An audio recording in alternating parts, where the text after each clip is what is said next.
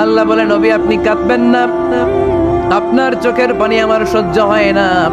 অন্যান্য নবীর উম্মতদেরকে হায়াত দিয়েছি বেশি, কদরের রাত দেই নাই। আপনার উম্মতকে যদিও হায়াত লম্বা দেই নাই, কিন্তু আপনার উম্মতকে আমি লাইলাতুল কদরের রাত দিয়েছি গো নবী। লাইলাতুল কদরি খায়রুম মিন আলফি শাহর, হাজার মাসের চেয়ে সেরা। এই এক কদরের রাতে যদিও 60 থেকে 70 বছরের মধ্যে মারা যাবে, কিন্তু এই এক কদরের রাতে ইবাদত করলে 1000 বছর ইবাদত করলে যে সওয়াব, তার চেয়ে বেশি সওয়াব আপনার উম্মতের আমলনামায় ঢুকায় দিবে কে? খায়রুম মিন আলফি শাহর, 1000 বছর। 1000 বছরে হয় 83 বছর 4 মাস। আলফি শাহর 1000 মাস, 1000 মাসে হয় 83 বছর 4 মাস। এজন্য কদরের রাতে ইবাদত করতে রাজি আছেন তো? বিশ্বনবীর যেখানেই মন খারাপ, মন ভালো করে দেয় কে?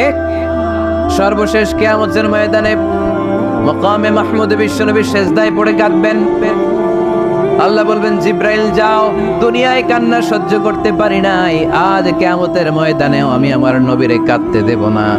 ইযহাব ইয়া জিব্রাইল কুল লাহু মা ইউবকিক, যে আমার নবীরে বলো, নবী আপনি কাঁদেন কেন?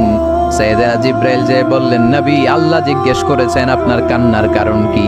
বিশ্বনবী তখনও সেজদা থেকে মাথা তোলেন না, সেজদায় পড়ে উত্তর দেয়, উম্মতি উম্মতি উম্মতি উম্মতি রব্বি হাবলি উম্মতি। আল্লাহ আমার গুনাহগার উম্মতের কি হবে? আল্লাহ আমার উম্মতের কি হবে? আল্লাহ আমার উম্মতের কি হবে? আল্লাহ বললেন, জিব্রাইল তাড়াতাড়ি যাও, আমার নবীর কান্না আমার সহ্য হয় না। আমার নবীর কানে কানে যে বলো, ইন্না সানুরদিকা ফি উম্মাতিক, দুনিয়াতে যেমনি আপনি পেরেশান অবস্থায়, মন খারাপ অবস্থায় আমি আপনার মন ভালো করে দিয়েছি, আজকে আপনার উম্মতের ব্যাপারেও এমন একটা ঘোষণা আসবে, ওই ঘোষণা পেয়ে আপনি আজও খুশি হয়ে যাবেন গো নবী, আজও খুশি হয়ে যাবেন। ইরফা রাসাক, নবী আপনি মাথা তোলেন, মাথা তোলেন, আর সেজদায় পড়ে থাকবেন না। ইরফা রাসাক, মাথা তোলেন। সাল তুতা, কি চাইবেন চান, দিয়ে দেব। ওয়াশফা তুশাফা, যার জন্য রেকমেন্ডেশন করবেন, যার জন্য সিগনেচার করে দিবেন, যার জন্য সুপারিশ করে দিবেন, তার সুপারিশই কবুল করে নেব। চিল্লায় কোন সুবহানাল্লাহ। এরপর বিশ্বনবী সুপারিশ করতে শুরু করবেন আর আমাদেরকে জান্নাতে ঢোকাতে শুরু করবেন। তারপরেও নবী ক্ষান্ত হবেন না। এরপর একটা পতাকা হাতে নিবেন, ওই পতাকার মধ্যে লেখা আলিফ লাম হা মিম দাল, মানে আলহামদু, লিওয়াউল হামদ, প্রশংসার পতাকা। ওইটা নিয়ে জান্নাতের দরজার সামনে দাঁড়াবেন, তখনও পেরেশান। সবাইকে নিয়ে, একটি উম্মতের সব জান্নাতীদেরকে নিয়ে বিশ্বনবী দরজার সামনে দাঁড়িয়ে নক করবেন। ভিতর থেকে জিজ্ঞেস করা হবে, মান আন্ত, কে আপনি? আল্লাহ রাসূল বলবেন, আনা মুহাম্মদ। তখন রক্ষী ফেরেশতা বলবে, ঠিক আছে, আল্লাহ বলেছে আপনার আগে কারো জন্য যেন এই দরজা না খুলি। মুহূর্তের মধ্যে জান্নাতের দরজা খুলে দেয়া হবে। বিশ্বনবী প্রশংসার পতাকা নিয়ে সব উম্মতকে নিয়ে জান্নাতে ঢুকে যাবে। ওয়ালা সাউফা ইউতিকা রাব্বুকা ফাতারদা, নবী গো আপনি নিরাশ হবেন না, ভয় পাবেন না, হাল ছেড়ে দিবেন না, আমার উপর ভরসা রাখেন। আপনার বিপদ আছে যেখানে, আমি আল্লাহ। বিশ্বনবী যেখানে বিপদে পড়েছেন, বিপদ থেকে উত্তরণ করেছে কে? এরপরে বিশ্বনবীর আল্লাহ স্মরণ করাই দিচ্ছেন, নবী আলাম ইয়াজিদকা ইয়াতীমান ফাআওয়া ওয়া ওয়াজাদাকা দাল্লান ফাহাদা। সুবহানাল্লাহ পড়া। তার মানে শপথ, রাতের শপথ, দিনের শপথ শেষ, কনফার্মেশন শেষ, এবার রিমাইন্ডার, স্মরণ করাই দিচ্ছে, নবী গো আলাম ইয়াজিদকা ইয়াতীমান ফাআওয়া, আমি কি আপনার ইয়াতীম পাই নাই? আল্লাহ রাসূল সাল্লাল্লাহু আলাইহি ওয়াসাল্লাম যে ইয়াতীম ছিল জানেন? দুনিয়ায় আসার আগেই বাবা হারিয়েছেন, 6 বছর বয়সে মা হারিয়েছেন, মা ইন্তেকালের পরে দাদা আব্দুল মুত্তালিবের কাছে মানুষ হয়েছেন মাত্র 2 বছর। আল্লাহ রাসূলের বয়স যখন 8, দাদাকেও হারিয়েছেন। তারপরে চাচার কাছে ইয়াতীম নবী মানুষ হয়েছেন। আল্লাহ বললেন, নবী টেনশন কিসের? ওই যে আপনি ছোট্টবেলায় ইয়াতীম ছিলেন, আমি নিজে আপনার চাচার মাধ্যমে আপনার লালন পালনের ব্যবস্থা করে দিয়েছি। আলাম ইয়াজিদকা ইয়াতীমান ফাআওয়া, আপনি ইয়াতীম ছিলেন, আমি আপনার লালন পালনের ব্যবস্থা করলাম। ওয়া ওয়াজাদাকা দাল্লান ফাহাদা, আপনি পথ খুঁজছিলেন, আমি পথ দেখিয়েছি। আপনি ছিলেন দল্লান, দল শব্দের একটা অর্থ হচ্ছে ভ্রষ্ট বা গোমরা। আল্লাহ রাসূল কি ভ্রষ্ট ছিল? গোমরা ছিল না, আল্লাহ রাসূল ভ্রষ্ট ছিলেন না, গোমরা ছিলেন না। যদিও অফিসিয়ালি তিনি 40 বছর বয়সে নবী হয়েছেন, কিন্তু ওনার 40 বছরের আগের জীবনেও আমাদের জন্য অনুকরণীয় অনুপম আদর্শ। চিল্লায় বলেন ঠিক কি না?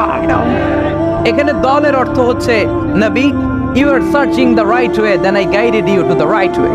You are searching the truth, আপনি সত্য পথ খুঁজছিলেন, খুঁজে পাচ্ছেন না কোনটায় কোনটায়, আপনি পথ হারা পথিকের মতো খুঁজছিলেন। অনেক সময় হয় না কি রে, টাঙ্গাইল যাব, রাস্তা কি এইটা না ওইটা? মাঝে মাঝে আমরা দোদুল্যমান থাকি, আছে না নাই? আল্লাহ বললেন নবী আপনি সত্য খুঁজছিলেন, সত্য কি এদিকে না ওদিকে? আমি বললাম নবী ওই দিকে নয়, আপনি এই দিকে যান, এভাবে আমি আপনার পথ দেখিয়েছি। চিল্লায় এখন সুবহানাল্লাহ। আমরা যখন পথ ভুলে যাই, পথ দেখায় কে? জোরে বলতে হবে কে? আমি যদি কোনদিন পথ ভুলে যাই, হাত ছানি দিয়ে কাছে নিও, মমতার বন্ধনে আমায় বেঁধে সব ভুল ক্ষমা করে দিও। পড়েন, আমি যদি কোনদিন পথে ভুলে যাই, হাত ছানি দিয়ে কাছে নিও, মমতার বন্ধনে আমায় বেঁধে সব ভুল ক্ষমা করে দিও। চিল্লায় পড়তে হবে আমিন। এটা কিন্তু একটা দোয়া, যদি আল্লাহ পথ ভুলে যাই পথ দেখায় দিও। প্রতিদিনই কিন্তু এই দোয়াটা পড়ি সূরা ফাতিহায়, ইহদিনাস সিরাতাল, সবাই বলেন ইহদিনাস সিরাতাল, ও আল্লাহ show us the right path, show us the correct path, show us the straight path। আল্লাহ সোজা রাস্তা দেখান, যে রাস্তা শুরু হয়েছে দুনিয়ায় ঢুকে গিয়েছে জান্নাতে। ও ওয়াজাদাকা দাল্লান, আপনি পথ খুঁজছিলেন, আমি আপনার পথ দেখিয়েছি। ও ওয়াজাদাকা আইলান ফাআগনা, আপনি ছিলেন নিঃস্ব, আমি আপনাকে ধনাঢ্য বানিয়েছি। তাফসিরে এসেছে ফাআগনা বিখাদিজা, আমি খাদিজার সাথে বিয়ে পড়াইয়া দিয়ে আপনারে ধনী বানাইয়া দিচ্ছি। আল্লাহ রাসূল সাল্লাল্লাহু আলাইহি ওয়াসাল্লাম খাদিজা রাদিয়াল্লাহু তাআলা আনহার ব্যবসায় কাজ করতেন। আল্লাহ রাসূল সাল্লাল্লাহু আলাইহি ওয়াসাল্লামের আমানতদারিতায় মুগ্ধ হয়ে আম্মাজান খাদিজা বিয়ের প্রস্তাব পাঠালেন। বিয়ে হয়ে গেল, আরশের উপর থেকে আল্লাহ সাইয়েদানা খাদিজাকে সালাম পাঠালেন। আর সাইয়েদাতুনা খাদিজা বললেন নবী, আজ থেকে আমার সম্পদ বলে কোনো কথা নাই, সব সম্পদ আপনার পায়ের সামনে আমি ঢেলে দিলাম, আপনার যা মনে চায় এটা দিয়ে করেন। ইসলামের দাওয়াত দেন। ফাআগনা বিখাদিজা, খাদিজার সাথে বিয়ে করিয়ে দেওয়ার মাধ্যমে আল্লাহ রাসূলকে ধনী বানায় দিল কে? তার মানে 3টা রিমাইন্ডার দিলেন। 1 নম্বরে আপনি এতিম ছিলেন, লালন পালনের ব্যবস্থা করলাম।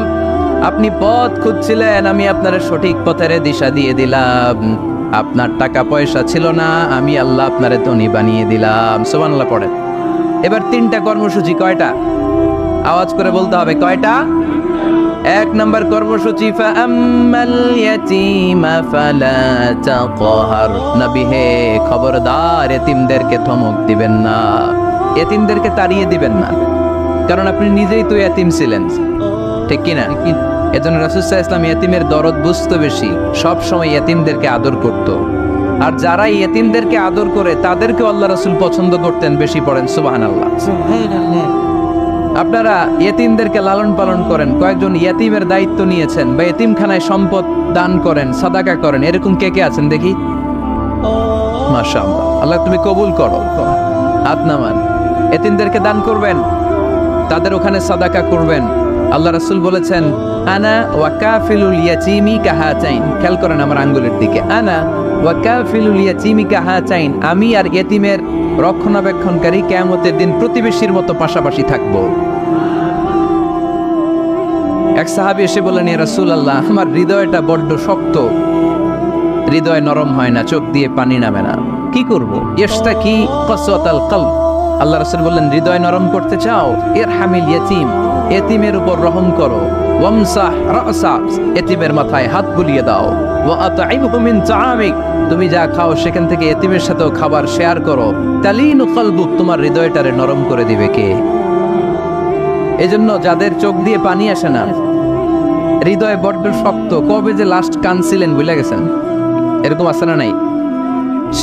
শেষ কবে যে কাঁদছিলাম মনে নাই, চোখ দিয়ে পানি নামে না, হৃদয় শক্ত। এতিমের মাথায় একটু হাত বুলাইয়া দিয়েন, এতিমখানায় একটু সম্পদ পাঠিয়ে দিয়েন, ওদের সাথে বসে একটু খাবার দাবার খাইয়েন, আপনার হৃদয়টারে নরম করে দিবে কে? এই বাংলার জমিনে অনেক লোক আছে এতিমের সম্পদ খেয়ে মেরে দেয়, আছে না নাই? الذين يأكلون أموال اليتامى ظلما إنما يأكلون في بطونهم نارا وسيصلون سعيرا আল্লাহ বললেন খবরদার এতিমের সম্পদ মেরে দিও না, যারা এতিমের সম্পদ অন্যায় ভাবে ভক্ষণ করেছো, তার সম্পদ খাও নাই, পেটে আগুন ঢুকিয়েছো, কিয়ামতের দিন ওই আগুনের মধ্যেই থাকবা। ঠিক কি না? ভাই মারা গেছে, ভাতিজার দায়িত্ব পাইছে, সব সম্পদ মেরে খেয়ে দিস, আছে না নাই? খবরদার, সম্পদ খান নাই আপনি, আগুন খাইছেন, আগুন আগুন ঢুকিয়েছেন পেটে, আর ওই আগুনের মধ্যে আপনার বাসস্থান জাহান্নামে নির্ধারণ করে দিবে কে? এজন্য বিশ্বনবীর প্রথম কর্মসূচি দিলেন আল্লাহ। নবী যেহেতু আপনি ইয়াতিম ছিলেন, তাই ফাআম্মাল ইয়াতীমা ফালা তাখহার, নবী ইয়াতিমদেরকে আপনি ধমক দিবেন না, তাড়িয়ে দিবেন না। 2 নম্বর কর্মসূচি ওয়া আম্মাস সাইলা ফালা তানহার, নবী গো যারা ভিক্ষা করতে আসে ভিক্ষুককে কখনো নবী তাড়িয়ে দিয়েন না, ভিক্ষুককে তাড়াবেন না, ধমক দিবেন না। অনেকে ধমক দেয়, আছে না নাই? আপনি বড় সাহেব, বড় বাড়ির মালিক, একজন আসছে ভিক্ষা করতে, আপনি তাড়ায় দিচ্ছেন, ওরেও বড় সাহেব বানাইতে পারতো কে? ও যেখানে দাঁড়িয়ে ভিক্ষা করে ওই জায়গায় আপনারা ভিক্ষুক বানাতে পারতো কে? আপনি গাড়িতে চড়ে বেড়ান, রাস্তায় জ্যামের মধ্যে যখন প্রাইভেট কারগুলো আটকে যায়, পথ শিশুরা ছোট্ট ভাঙ্গা থালা নিয়ে গ্লাসের সামনে এসে গ্লাসে নক করে, বলে স্যার 2 দিন ধরে কিছু খাই নাই, 5টা টাকা দেন, বলে না? আহা, গ্লাসও নামায় না অনেকে, ধমক দেয়। খবরদার, ধমক দিয়েন না। ওরে প্রাইভেট কারে বসাইতে পারতো কে? ভাঙ্গা থালা দিয়ে আপনারে ফুটপাতে নামায় দিতে পারতো কে? এই যে বিশ্বনবীরে সাবধান করলেন, বিশ্বনবীকে বলার মাধ্যমে গোটা উম্মার জন্য আল্লাহ শিক্ষা রেখে দিয়ে বললেন ফাআম্মাল ইয়াতীমা ফালা তাকহার ওয়া আম্মাস সাইলা ফালা তানহার। ও নবী খবরদার, ইয়াতিমদের সাথে কখনো কর্কশ আচরণ করবেন না। যারা ভিক্ষা করতে আসে, যারা ফরিয়াদি, তাদেরকে ধমক দিয়ে তাড়িয়ে দিবেন না। ওয়া আম্মা বিনি'মাতি রাব্বিকা ফাহাদ্দিস, সুখে দুঃখে সব সময় আল্লাহর নেয়ামতের বর্ণনা শুরু করে দেন। আলহামদুলিল্লাহ পড়েন। ওয়া আম্মা বিনি'মাতি রাব্বিকা ফাহাদ্দিস, যে নেয়ামত পেয়েছেন এটা বর্ণনা করেন। আমরা নেয়ামতের শুকরিয়াও করব, বর্ণনাও করব। ইন্নাল্লাহা ইউহিব্বু আইয়ারা আসারা নি'মাতিহি আলা আবদি, আল্লাহ তাআলা যে নেয়ামত বান্দাকে দিয়েছে, ওই নেয়ামতের বহিঃপ্রকাশ ওই বান্দার গায়ে, শরীরে, কাজে দেখতে চায়। আলহামদুলিল্লাহ পড়েন। এজন্য যারা টাঙ্গাইলের ধনী আছেন, সিরা পরা কাপড় পরবেন না। আপনি ধনী, আপনি সুন্দর জামা পরবেন আর বলবেন আলহামদুলিল্লাহ, আল্লাহ দিয়েছে আমাকে, আল্লাহ 5 তলা বাড়ির মালিক বানাইছে, মাথাটা নিচু করে শুকরিয়া করুন, আলহামদুলিল্লাহ আল্লাহ দিছে এই বাড়ি আমারে। আপনি 10 বিঘা জমির মালিক, আপনি বলতে পারবেন অসুবিধা নেই, আল্লাহ দিছে আমার আলহামদুলিল্লাহ, কারণ আল্লাহই বলেছে ওয়া আম্মা বিনি'মাতি রাব্বিকা ফাহাদ্দিস ফাহাদ্দিস ফাহাদ্দিস, বর্ণনা করো আল্লাহ কি নিয়ামত দিয়েছে, বর্ণনা করো। এটার বহিঃপ্রকাশ যেন তোমার মধ্যে থাকে। কিপটামি করার সুযোগ ইসলামে নেই। দান করার সময় ভারসাম্যপূর্ণ দান। তাহলে প্রথম কর্মসূচি, ইয়াতিমদেরকে তাড়িয়ে দেয়া যাবে না, ভিক্ষুকদেরকে ধমক দেয়া যাবে না, আর বিপদে আপদে সবসময় প্রশংসা করব কার? সূরাতুদ দুহার এই হচ্ছে শিক্ষা, যে মুমিন কখনো হাল ছাড়ে না। আমার নবীরে বিপদে আপদে যে আল্লাহ সাহায্য করছে, ওই আল্লাহ তো নাই না? ওই আল্লাহর শক্তি, ক্ষমতা, মর্যাদা, সার্বভৌমত্ব আগের মতো আছে না নেই? এজন্য বিষ্ণু ঈসা ইসলামকে বিপদে যিনি সাহায্য করেছে, আমাদেরকেও বিপদে পড়লে সাহায্য করবে কে? এজন্য সূরাতুদ দুহার কেন্দ্রীয় আলোচ্য বিষয়। আর আমাদের জন্য শিক্ষা হচ্ছে মুমিন কখনো হাল ছাড়ে না, মুমিন কখনো হতাশ হয় না। টাঙ্গাইলের যুবক ছেলেরা আওয়াজ করে উত্তর বলো, মুমিন কখনো হতাশ হতে পারে? হাল ছাড়তে পারে? ভরসা হারাতে পারে? মুমিন ভরসা রাখে একজনের উপর, চিল্লায় বলো তিনি কে? আমরা বিপদে আপদে আল্লাহর উপর ভরসা রাখবো। যখন বিপদ আসে আমরা ধৈর্য ধারণ করব। ধৈর্য ধারণের সওয়াব আছে না নাই? কারণ মুমিন জানে রাত্রি যত গভীর হয়, অন্ধকার তমানিসা ভেদ করে সুবহে সাদেক হয়। গর্ভবতী নারীর যেদিন পেটের ব্যথাটা বেশি বাড়তে থাকে, বোঝা যাচ্ছে নতুন মেহমান আগমনের সময় কাছে এসেছে। জোরে কোন ঠিক কিনা? তেমনি মুমিনের জীবনে দুঃখ, কষ্ট, বিপদ যদি আসে, বুঝতে হবে সুদিন দিন সামনে অপেক্ষা করছে। চিল্লায় বলেন ঠিক কিনা? আমাদের অনেক অভিযোগ, এইটা নাই, ওইটা নাই, আল্লাহ তুমি এইটা দিলা না, ওইটা দিলা না, এটা আমি পাইলাম না, এরকম কমপ্লেইন আছে না নাই? 1 বছরে কয়দিন না খেয়ে থেকেছেন আপনারা? সারা বছরে অসুস্থ ছিলেন কয়দিন? সারা বছরই সুস্থ ছিলাম, ঠিক কিনা? পুরো বছরই আমাদেরকে রিজিক দিয়ে ধন্য করেছে কে? এত সুখে থাকার পরেও ভূতে গিলায়, ঠিক কিনা? আমরা কমপ্লেন করি, আল্লাহ এইটা নাই, ওইটা নাই, এইটা চাই, ওইটা চাই, এইটা লাগবে, ওইটা লাগবে। তো এই জন্য রাসূল সাল্লাল্লাহু আলাইহি ওয়াসাল্লাম বলেছেন, উনজুর ইলা মান হুয়া আসফালা মিনকা, তোমার চেয়ে যে নিম্নগামী অবস্থানে আছে তার দিকে তাকায় দেখো যে তুমি কত সুখী, তাই না? তোমার চেয়ে উপরের দিকে যারা আছে তাদের দিকে তাকিও না, নিচের দিকে যারা আছে তাদের দিকে তাকাও। হাসপাতালের বার্ন ইউনিটে যান, আগুনে ঝলসে গিয়েছে যে সমস্ত মানুষের দেহ, তাদেরকে ভর্তি করা হয় হাসপাতালের বার্ন ইউনিটে। ওখানে গেলে দেখবেন যে তারা কিভাবে চিৎকার করে, সারা দেহটা ঝলসে গিয়েছে, জ্বলে পুরে সারখার। রক্তের মধ্যে একটা উপাদান আছে প্লাজমা, এটারে ঠান্ডা করে ভিতরে ঢুকাইতে হয়, চিৎকার আর চিৎকার। হাসপাতালে ভর্তি ক্যান্সার রোগীকে দেখে আসেন, আমার তো এইটা লাগবে, ওইটা চাই, ওইটা চাই। একজন ক্যান্সার রোগী, ওরা জিজ্ঞেস করেন, ভাই তুমি কি চাও? কই কিচ্ছু চাই না, আমি খালি বাঁচতে চাই। আমি অনেক কিছু চাই, কিন্তু ক্যান্সারে আক্রান্ত রোগী কি চায়? একটা চাওয়া, তার এইটা ওইটা, বাড়ি ঘর ধন সম্পত্তি কিচ্ছু লাগবে না, সে শুধু কি চায়? বাঁচতে চায়। এজন্য বেঁচে যে আছি, এজন্যই পড়তে হবে আলহামদুলিল্লাহ।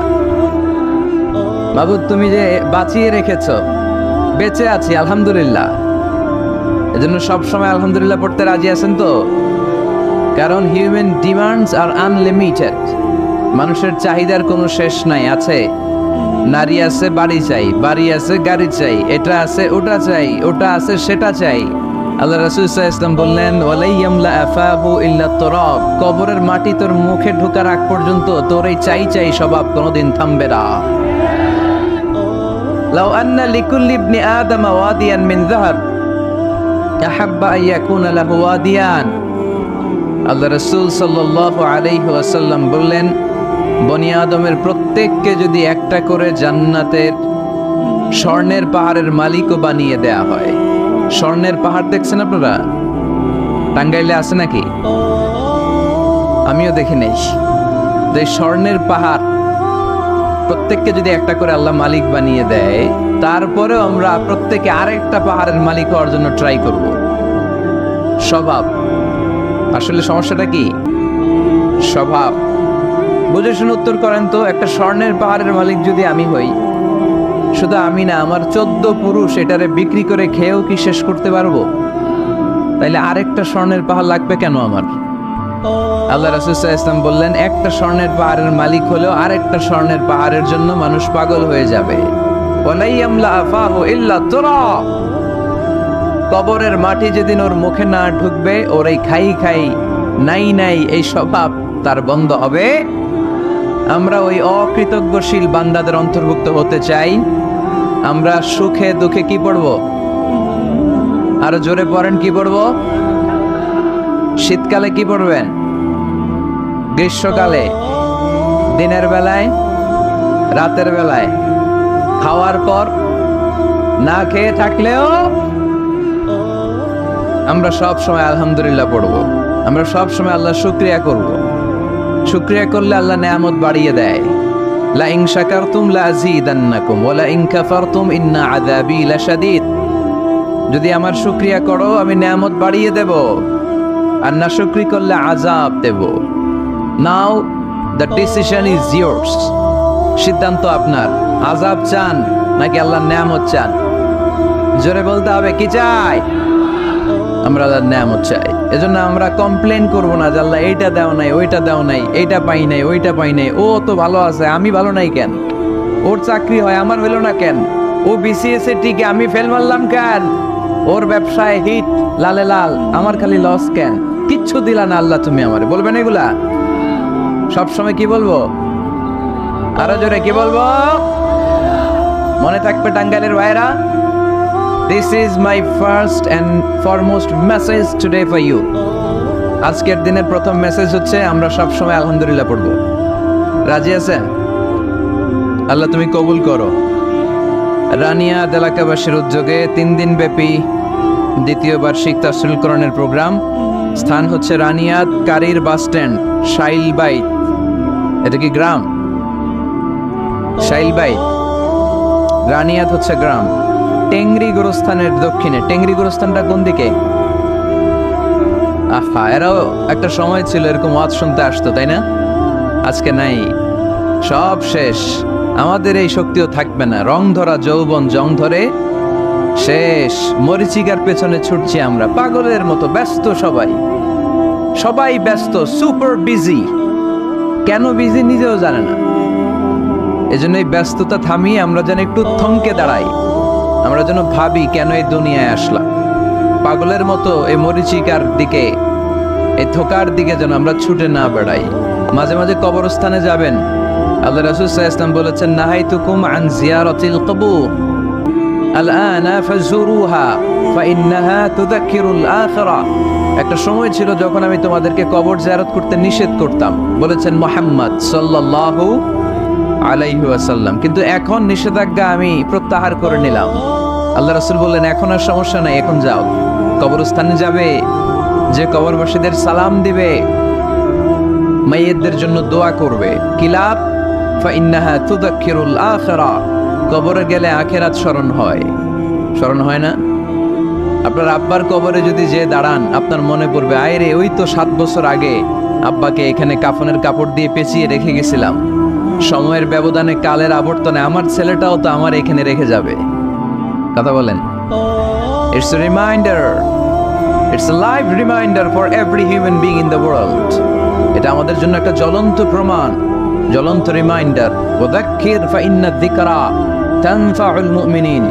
আল্লাহ রাসূল সাল্লাল্লাহু আলাইহি ওয়াসাল্লামকে আল্লাহ বলেছেন, নবী, মুমিনদেরকে আপনি রিমাইন্ডার দেন, কারণ রিমাইন্ডার মুমিনদের অনেক কাজে দেয়। এই মাহফিলগুলো একটা রিমাইন্ডার, ঠিক কি না?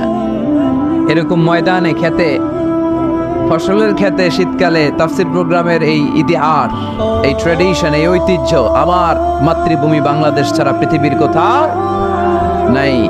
সব জায়গায় আছে তাজকিরা, কনফারেন্স, সেমিনার, কংগ্রেস, কিন্তু আমরাই মসজিদের আঙিনায়, ফসল খেতে, এই কোরআনের মজলিসে আসি। এই একদিনের মাহফিলে আমাদের হেদায়েত নসিব হয়ে যাবে এরকম কোনো গ্যারান্টি আমাদের হাতে নাই। ওমা আলাইনা ইল্লাল বালাগ। আমাদের দায়িত্ব পৌঁছে দেওয়া। আমি এসেছি পৌঁছে দিতে। মানবেন কি মানবেন না, দ্য ডিসিশন ইজ ইয়োর্স। সিদ্ধান্ত আপনার। এজন্য সিদ্ধান্ত নিতে হবে শক্ত করে। একটা শক্ত সিদ্ধান্ত আপনারা জান্নাতি বানাতে পারে, আর আপনার একটা দুর্বল সিদ্ধান্ত আপনারা জাহান্নামের লাকড়ি বানাতে পারে। এজন্য সিদ্ধান্ত নেন, কি করবেন? ডান দিকে যাবেন না বাম দিকে? কোন দিকে যাব আমরা? আল্লাহ তুমি তৌফিক দান করো। আজকে তৃতীয় দিন, সমাপনী দিন।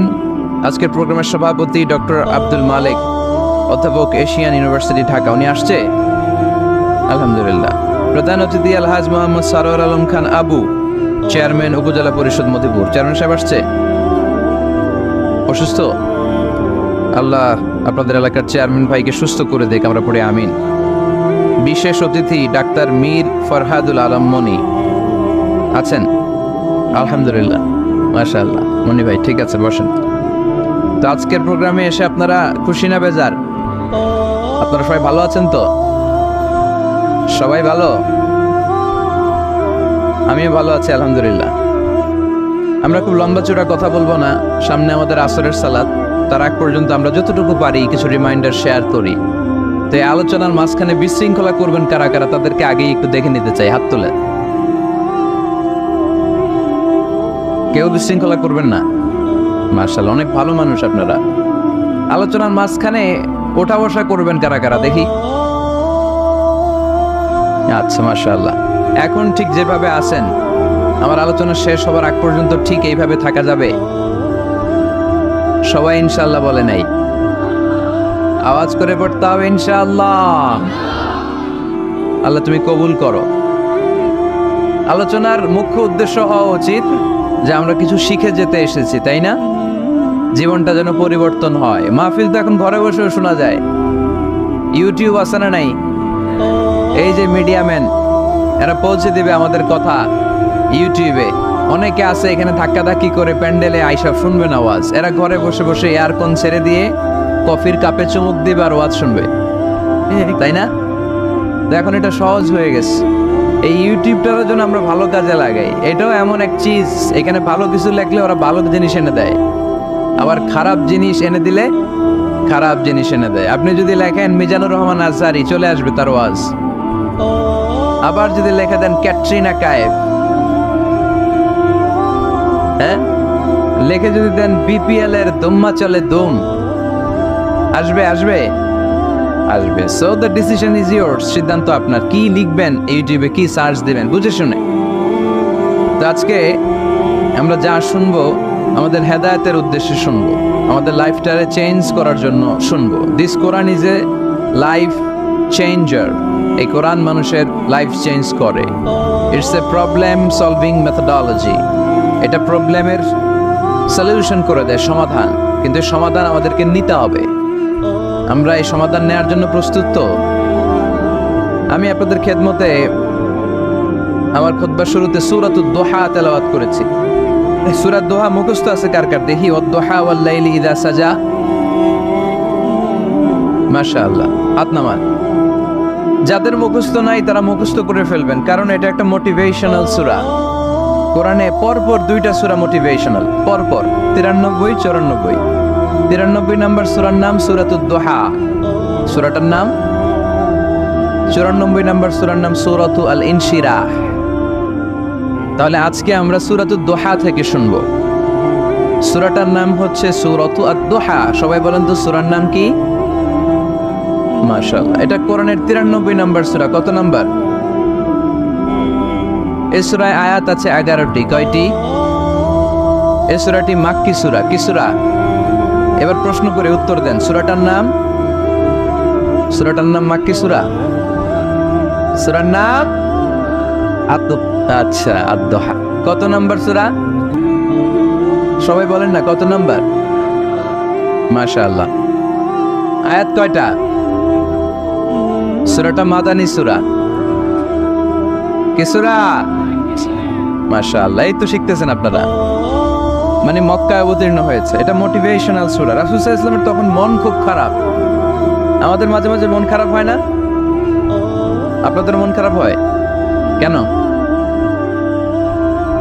হ্যাঁ, মাহফিল বন্ধ করে দেয়, এজন্য মন খারাপ হয়। কয়টা বন্ধ করবে? কয়টা বন্ধ করে রাখবে? এক জায়গায় বন্ধ হইতেছে, আরেক জায়গায় তো কথা বলার সুযোগ হচ্ছে। পাবলিকলি কথা বলার সুযোগ না দিলেও মোবাইল নিয়ে লাইভে কথা বললে শোনা যাবে না? আসলে বন্ধ করার সুযোগ নাই। বন্ধ করতে পারে একজন, চিৎকার করে বলতে হবে তিনি কে। যারা বন্ধ করতে চায় ওদেরকে আল্লাহ কবে বন্ধ করে দেয় ওইটারই কোনো হিসাব নাই। তুই বেটা মাহফিল বন্ধ করস, মদের আটটাখানা বন্ধ না করে, জুয়া খেলা বন্ধ না করে এরা মাহফিল বন্ধ করে। সমাজে যে অসঙ্গতি, এগুলো বন্ধ করা দরকার। জুয়া খেলা, টেন্ডারবাজি, চাঁদাবাজি, এগুলো বন্ধ করা দরকার। কোরআনের মাহফিল যারা বন্ধ করে এরা বুঝে না, কপাল পোড়া। এদের হেদায়েত নাই কপালে, চিল্লা এখন ঠিক কিনা? আমরা এদের হেদায়েতের জন্য দোয়া করি। তো এক ভাইয়ের মন খারাপ হয়, মাহফিল বন্ধ হয়। এই জন্য আপনাদের কি জন্য মন খারাপ? হ্যাঁ, গার্লফ্রেন্ড রাগ করছে এজন্য? তাহলে একই সমস্যা। আচ্ছা, তো নানা কারণে আমাদের মন খারাপ হয়। আল্লাহ রাসূল সাল্লাল্লাহু আলাইহি ওয়াসাল্লামের মন খারাপ। আমাদের মন খারাপ হলে আমাদের বন্ধুরা আমাদের মন ভালো করে। আল্লাহ রাসূল সাল্লাল্লাহু আলাইহি ওয়াসাল্লামের বন্ধু কে? আল্লাহ রাসূল সাল্লাল্লাহু আলাইহি ওয়াসাল্লামের যখন মন খারাপ হতো, স্বয়ং আল্লাহ তাআলা আল্লাহ রাসূলের মন ভালো করে দিত। সুবহানাল্লাহ, আসতে পড়েন। সুবহানাল্লাহ বললে লাভ আছে না? একবার সুবহানাল্লাহ বললে আকাশের জমিনের মাঝখানের যত গ্যাপ, ফাঁকা জায়গা, এই পুরো ফাঁকা জায়গাটাতে সওয়াব দিয়ে পরিপূর্ণ করে আল্লাহ আপনার আমলনামায় ঢুকিয়ে দেয়। এই যে এখন আওয়াজ করে কয় সুবহানাল্লাহ, সওয়াবের কথা শুনছে? খুব চালাক টাঙ্গাইলের লোকজন। সওয়াব আছে যেখানে আমরা আছি। সূরাতুদ দোহা মোটিভেশনাল সূরা। আল্লাহ রাসূল সাল্লাল্লাহু আলাইহি ওয়াসাল্লামের বড্ড মন খারাপ। রাসূল সাল্লাল্লাহু আলাইহি ওয়াসাল্লামের মন খারাপ আল্লাহ সহ্য হচ্ছে না। তাই রাসূল সাল্লাল্লাহু আলাইহি ওয়াসাল্লামের মন ভালো করে দেওয়ার জন্য আল্লাহ একটা সূরা নাজিল করলেন। সূরাটার নাম সূরাতু আদ-দোহা। এই সূরার কেন্দ্রীয় আলোচ্য বিষয় হচ্ছে মুমিন কখনো হতাশ হয় না, মুমিন কখনো নিরাশ হয় না, মুমিন কখনো হাল ছেড়ে দেয় না। মুমিন সব সময় ভরসা রাখে একজনের উপর, তিনি কে? আমরা কখনো হতাশ হই না, ঠিক কিনা? আমরা কখনো নিরাশ হই না, ঠিক কিনা? আমরা কখনো হাল ছেড়ে দেই না, আমরা ভরসা রাখি একজনের উপর, তিনি কে? Every time you feel like you cannot go on, you feel so lost that you are so alone. Don't despair and never lose hope, 'cause Allah is always by your side. Inshallah, পড়েন, Inshallah, Inshallah, you'll find your way. Inshallah, Inshallah, Inshallah, you'll find your way. সুবহানাল্লাহ পড়েন। আমাদেরকে রাস্তা দেখায় কে? এজন্য আমরা হাল ছেড়ে দেই না, আমরা নিরাশ হই না, আমরা হতাশ হই না, আমরা ভরসা রাখি একজনের উপর, তিনি কে? এটা ঠিক, মাঝে মাঝে আমাদের জীবনে বিপদ আসে, পরীক্ষা আসে, মুসিবত আসে, এগুলো আসে আমাদেরকে শক্ত করার জন্য, ঠিক কিনা? আমাদের কোমরকে সোজা করার জন্য, আমাদের পায়ের নিচের মাটিকে শক্ত করার জন্য। প্রতিকূল পরিবেশে কি করে বীর দর্পে দাঁড়িয়ে থাকতে হয়, নিজের অস্তিত্বের প্রমাণ দিতে হয়, সেটা শিক্ষা দেবার জন্য। এজন্য মুমিনের হারাবার কিছু নেই। লা তাইয়াসু মির রাউহিল্লাহ, আল্লাহর রহমত থেকে নিরাশ হয়ো না।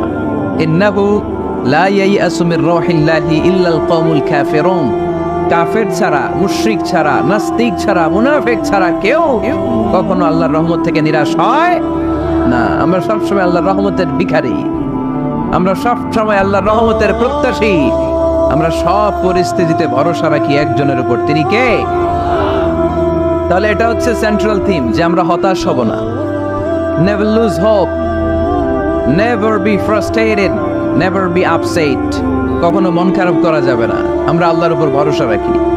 এটা হচ্ছে কেন্দ্রীয় আলোচ্য বিষয়। এই সূরাটা নাজিলের একটা ব্যাকগ্রাউন্ড আছে, যেহেতু এটা মাক্কি সূরা, যাই নাজিল হয় রাসূল সাল্লাল্লাহু আলাইহি ওয়াসাল্লাম কি গোপন করে রাখতেন? বা যা নাজিল হয়েছে তার অর্ধেক শোনাইতেন, বাকিটা শোনাইতেন না, এরকম? ইয়া আইয়ুহার রাসূল বাল্লিগ মা উনজিলা ইলাইক, হে নবী, হে রাসূল, যাই নাজিল হয় আপনি ছড়িয়ে দেন। রাসূল সাল্লাল্লাহু আলাইহি ওয়াসাল্লাম ছড়ায় দিতেন। নিরাশ হওয়ার কারণ নাই। কত গুনাহ করেছেন, কত অন্যায় করেছেন, আপনার গুনাহ যত বড়ই হোক, আল্লাহর দয়া তার চেয়েও বড়, ঠিক কি না? আবার সাইয়েদনা ইব্রাহিম আল্লাহর কাছে নামাজের দোয়া করলেন, কিসের দোয়া? রব্বি জাআলনি মুকিমাস সালাতি ওয়া মিন যুররিয়াতি রব্বানা ওয়া তাকাব্বাল দুআ। ও আল্লাহ, আপনি আমার নামাজ কায়েমকারী বানিয়ে দেন, আমার ছেলেটার নামাজ কায়েমকারী বানিয়ে দেন, আমার দোয়াটা আপনি কবুল করে নেন। পড়েন আমিন।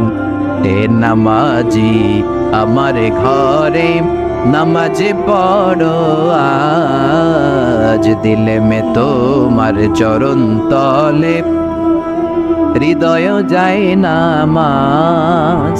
এ নামাজি আমার ঘরে নামাজে পড়ো আজ, দিলে মে তোমার চরণ তলে হৃদয় যায় নামাজ। পড়েন আল্লাহু আকবার।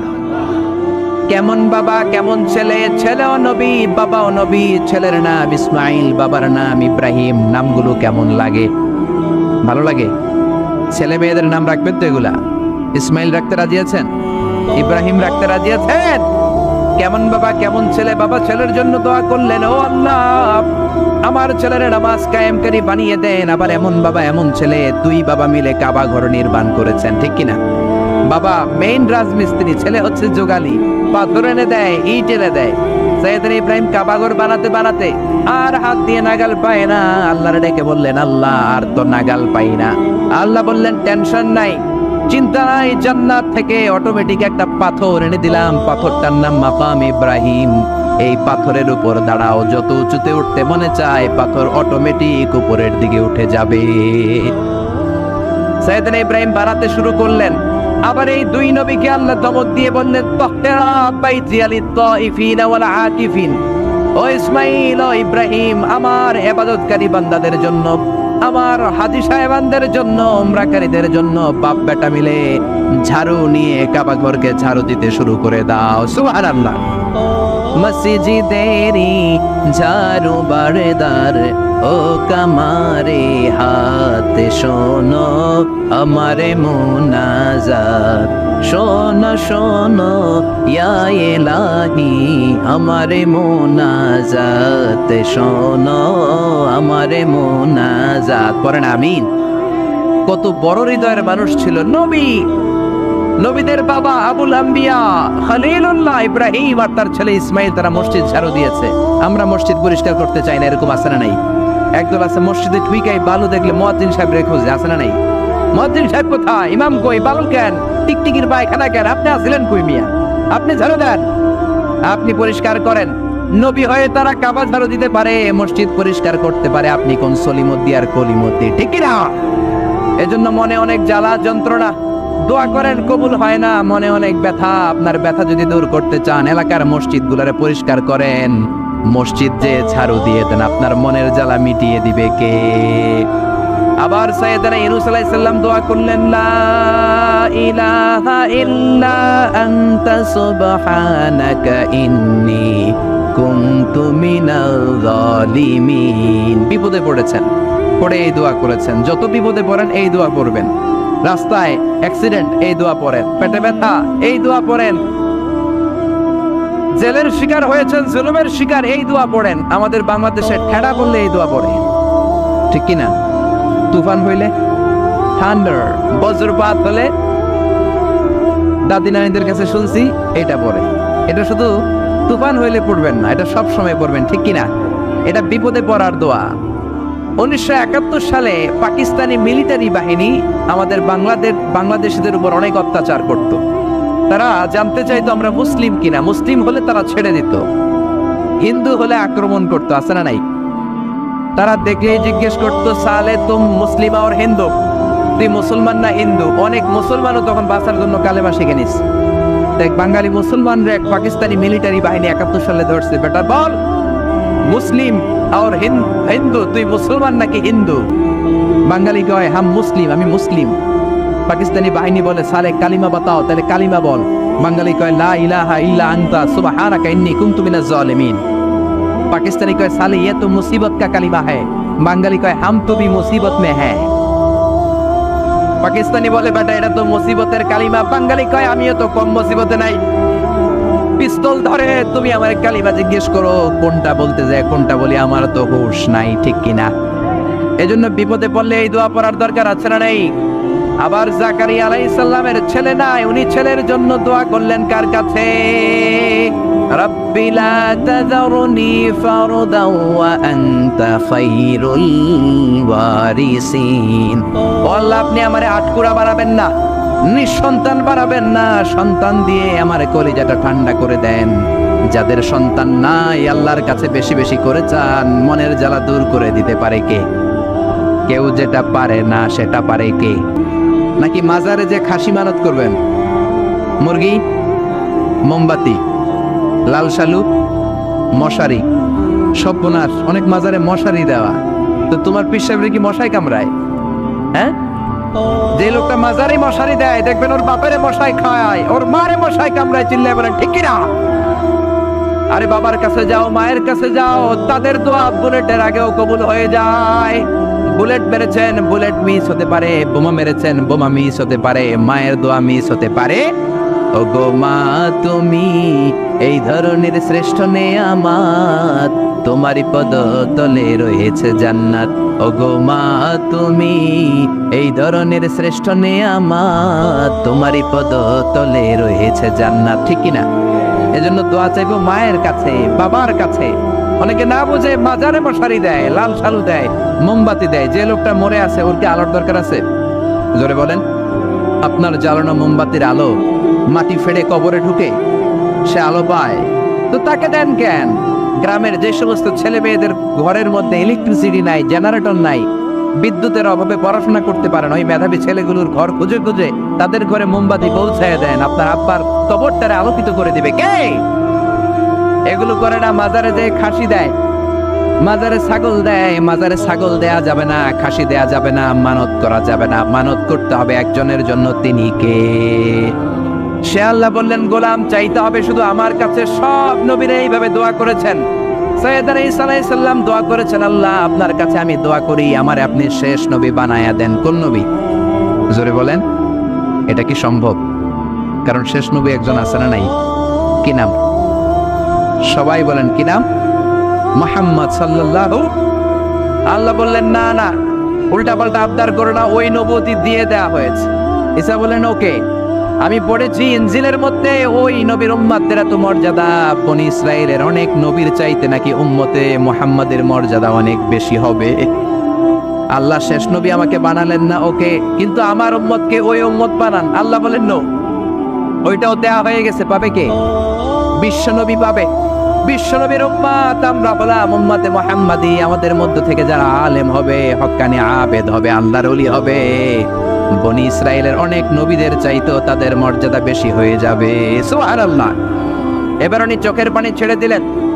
আল্লাহ দোয়া করলাম আমার শেষ নবী বানালেন না।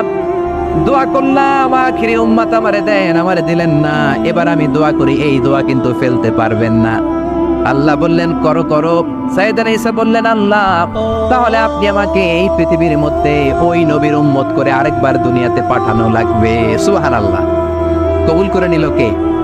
পৃথিবীতে একজন নবী এখনো মরে নাই। কি নাম?